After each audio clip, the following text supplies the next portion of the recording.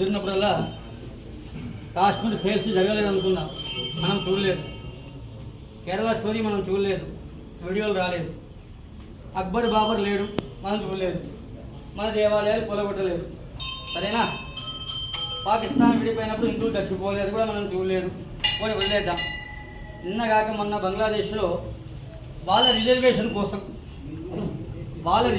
కోసం భగవద్బంధు హిందువులను చంపేశారు, నిర్దాక్షిణ్యంగా చంపేశారు. అందరి దగ్గర వీడియోలు వచ్చి ఉంటాయి, ఫేస్బుక్లో ఉంటారు కానీ నేను చెప్పనక్కర్లేదు మీకు. ఎంత దారుణంగా చేశారో మీరు అందరూ చూసే ఉంటారు. ఎక్కడ ఏమి జరిగినా హిందువులపైన జరుగుతుంది.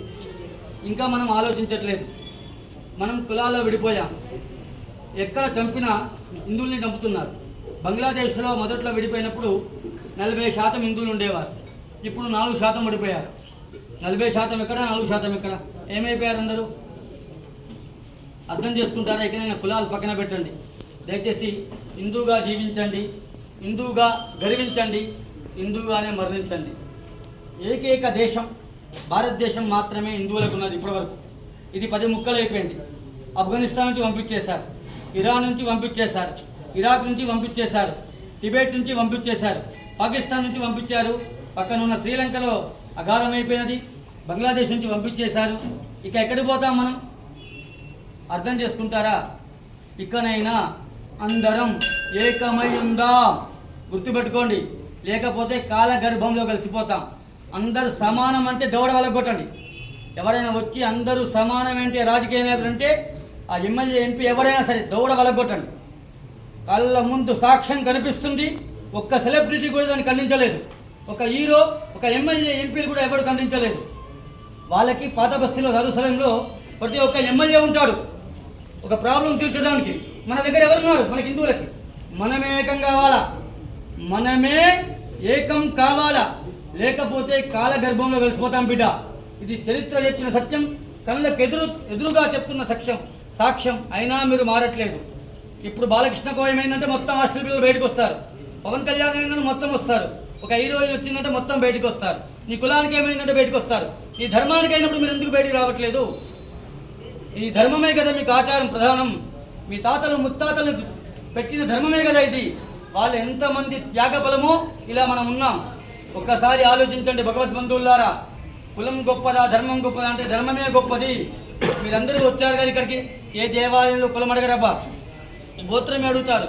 లోకా సమస్త సుఖినో భవంతు. 175 దేశాల్లో ఒక భారతదేశంలో హిందూ ధర్మం మాత్రమే చెప్తుంది లోకా సమస్త సుఖినో భవంతు, సర్వే జనాః సుఖినో భవంతు. చెప్పే సనాతన ధర్మమే హిందూ మతం కాదు, ధర్మం. ఒకడు మత మార్పు చేస్తున్నాడు, ఒకడు చంపుతున్నాడు. ఒకే దేశం, ఒకే చట్టం ఉండేటట్టుగా చూసుకోండి. ఇకనైనా మీ కమ్యూనిటీలో అందరు ఇప్పుడు గేటర్ కమ్యూనిటీలో ఉంటున్నారు కదా, ఏర్పాటు చేసుకోండి. మీటింగులు, సభలు ఏర్పాటు చేయండి. హిందువులందరూ ఏకంగా దయచేసి. లేకపోతే బంగ్లాదేశ్ పరిస్థితి మనకు కూడా పడుతుంది. పాకిస్తాన్ కథం, బంగ్లాదేశ్ కథం, శ్రీలంక కథం, ఆఫ్ఘనిస్తాన్ కథం. ఈ ఒక్క దేశం సమర్థమైన నాయకుడు ఉన్నాడు కాదా? సమర్థమైన నాయకుడు ఉన్నప్పుడే ఈ దేశం జోలికి ఎవరూ రారు. ఇది గుర్తుపెట్టుకోండి. అక్కడ ఇజ్రాయెల్ ఉంది, గుర్తుందా? చుట్టూ శత్రు దేశాలే. మనకు కూడా అలానే తయారే. భగవద్బంధువులారా, భావతరాల పిల్లల కోసం, చిన్న పిల్లల కోసం మనకేం కాదనుకోకండి. చాప కింద నీరులా పరమతం విస్తరిస్తుంది. చాప కింద నీరులా పరమతం విస్తరిస్తుంది. దయచేసి అర్థం చేసుకోండి. దారుణంగా చంపారు. చూసారో లేదా వీడియోలు? ఏమైనా రాక్షసులు ఎలా ఉంటారంటే ఇలానే ఉంటారు. మీరు చూశారు కదా.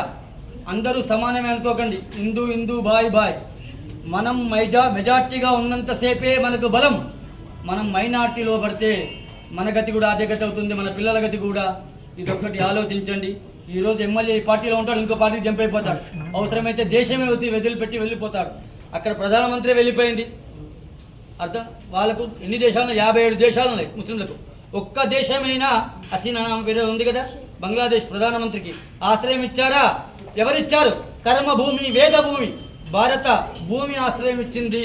ఇకనైనా అర్థం చేసుకోండి. ఇది పెట్టే భూమే కానీ తీసుకునే భూమి కాదు. సెక్యులరిజం ముసుగులో బతకండి దయచేసి. అందరూ బయటికి రండి. ఇంకా ఎన్ని రోజులు చంపబడతాం హిందువులం? ఎప్పటి నుంచి చంపబడుతున్నారో తెలుసా మీకు? మత మార్పిడులు. ఇది కూడా ఆలోచించండి దయచేసి. మీరందరూ ఏకంగా వస్తుందిగా ప్రార్థన. సర్వే జన రేపు సాయంత్రం బంగ్లాదేశ్ హిందూ బంధువుల కోసం, అక్కడ చనిపోయిన వారి కోసం, అక్కడ అత్యాచారాలు చేయబడ్డ స్త్రీల కోసం భగవంతుని యొక్క అనుగ్రహం తీసుకొని రేపు సాయంత్రం మనందరం కూడా చిన్న ర్యాలీ తీద్దాం. ర్యాలీ అంటే శాంతిగా, ఎవరిని ఏమనొద్దు బిడ్డ, శాంతిగా హిందువులందరం ఏకమైతే ప్రపంచ దేశాలు భయపడతాయి. ఇది ఒక్కడే గుర్తుపెట్టుకోండి. ఆర్థిక వ్యవస్థ ఇక్కడే ఉంది. ఐఫోన్ నాకు అవసరం లేకుండా నేను కొనుక్కుంటాను, అవసరమైందా? నాకు ఐఫోన్ అవసరం లేకుండా నేను కొంటాను ఇక్కడ. అలాంటి ఆర్థిక వ్యవస్థ ఇక్కడ ఉంది. దీన్ని కాపాడే బాధ్యత అందరి పైన ఉంది. ఇది కర్మభూమి, వేదభూమి. ఇక్కడే వేదం పుట్టింది, కర్మ పుట్టింది. కర్మభూమి కూడా ఇక్కడే. కంకర్ కంకర్ మే శంకరే హే. ప్రతి ఒక్క రాయిలో అణువులో ఈశ్వరుని చూస్తాం. మనం ఒక చిన్న అమ్మాయిని కుమారిగా పూజిస్తాం, బాలగా పూజిస్తాం, ముత్తేదు సువాసినిగా పూజిస్తాం.